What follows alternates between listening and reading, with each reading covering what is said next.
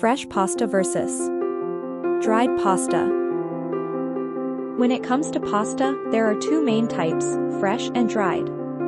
Both have their own distinct advantages and disadvantages.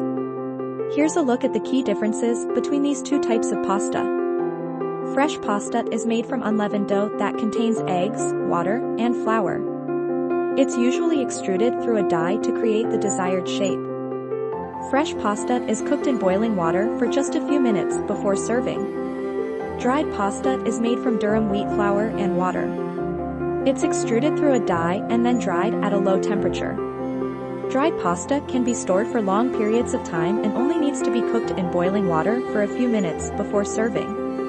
The main difference between fresh and dried pasta is the ingredients used to make them. Fresh pasta contains eggs, which makes it richer and more flavorful. Dried pasta is made with only flour and water, so it has a more neutral taste. Fresh pasta is also higher in moisture content than dried pasta, which means it can cook more quickly. Dried pasta, on the other hand, takes longer to cook because it needs to absorb water before it's soft enough to eat. When it comes to price, fresh pasta is usually more expensive than dried pasta. This is because fresh pasta contains eggs, which are a more costly ingredient than flour. Dried pasta is usually less expensive because it has a longer shelf life and doesn't require refrigeration. So, which type of pasta should you choose?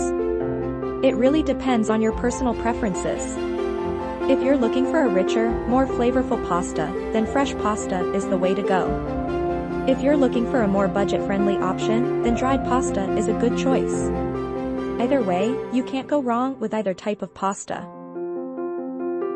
Thanks for watching.